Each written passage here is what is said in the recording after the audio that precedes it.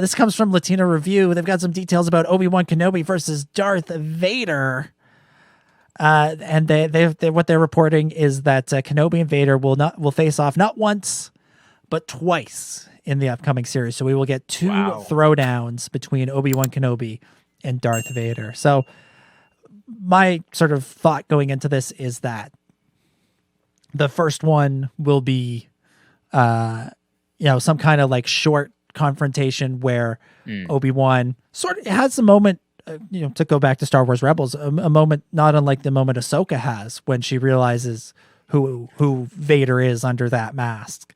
I suspect the first time Obi-Wan sees Vader, he'll probably won't understand quite what's going on, and there will be a moment of revelation. And then later on when they meet again in the final episode, that's when we'll get that rematch of the century that they've been teasing since December 2020. Something like think Qui-Gon versus Maul in The Phantom Menace. You kind of get a little bit of a preview match, and then later is the big showdown. Yeah, the first show. Right. Yeah, that makes sense. It's a good way of thinking about it. I don't know. Like I almost don't know what to expect from Obi-Wan versus Vader round 3. I guess like it's 1.5. Yeah, like it's they're saying it's the rematch of the century, so clearly it's going to be like they have big plans for it. It'll be well choreographed and all that stuff. But like just looking at how the stunts evolved from the originals into the prequels, and now here we are 15 years later, over 20 years since Phantom Menace. Like, what else can they do? Where else can they go with this? And what can they show us that's new? What can they show us that's more than just people swinging glow sticks at each other's head? The world between worlds, going back and forth between different times and places as they're fighting. Yeah, well, still one of my ideas for this show that I thought would be cool is if Obi-Wan and Vader met through the Rey-Kylo Force bond thing, and if when Obi-Wan saw Vader, he didn't see Darth Vader as we know him, but he saw Hayden Christensen's Anakin as he last knew him in Episode 3. Oh wow, that would be cool. I don't think that's going to happen. I think we're going to see like Obi-Wan versus Vader. Yeah, but I thought that could be an interesting way to do it. I was still in the Obi-Wan can't leave Tatooine, so how do they do this that makes sense thing. I was still trying to come up with an idea, and I think that's a good idea if they wanted to do it. But I think the coronet has sailed on that one. Yeah, I think so. No, this is at this point, how do I say this in a way that's YouTube friendly? This is just going to be extremely visually gratifying Star Wars stuff for us fans. Mm-hmm. Like, that's what I think this show's going to be. I think we're going to need to suspend our thoughts about canon a little bit more for this show than I think we would for any of the other pieces of media, because I think they're just trying to go all out with this one. They're like, well, we got Ewan.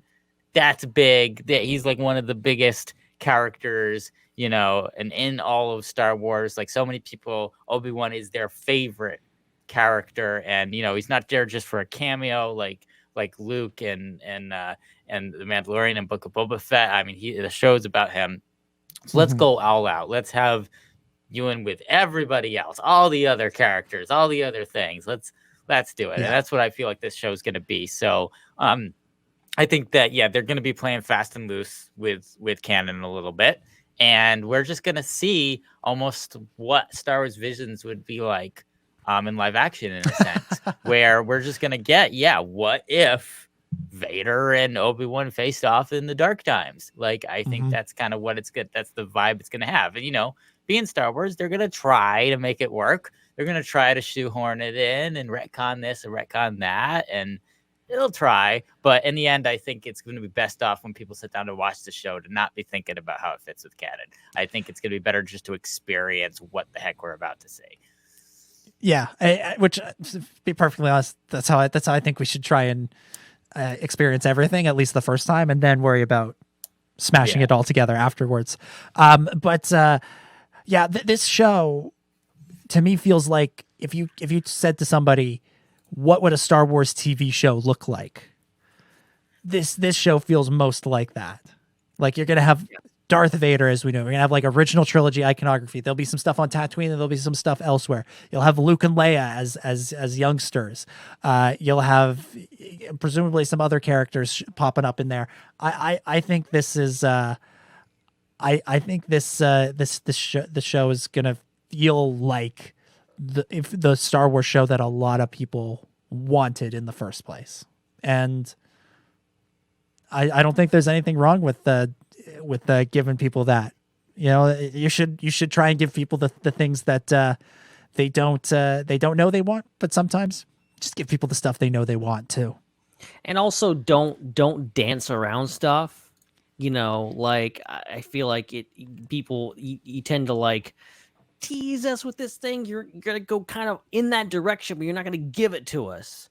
I think just going all out and going like, yeah, Vader and Obi-Wan are gonna fight. We're not gonna treat this as like, you know, holy text that you can't mess with, you know, and I will 100%, you know, applaud them for their bravery in storytelling and the fact that they're doing this and messing with George's stuff, like specifically The taking what sacred George established and extrapolating on that and stretching it pretty much how George did it. Like George did the same thing so many times. So like, it's not out of the realm of possibilities that they can make this work.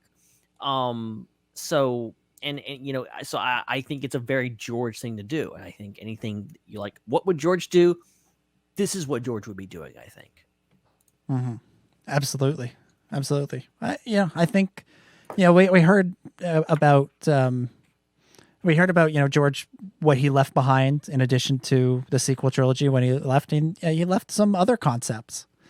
And it wouldn't shock me to learn that an Obi-Wan Kenobi movie or show or something was amongst his ideas that he left for the next for Kathleen Kennedy and the next crew of people to pick up and run with.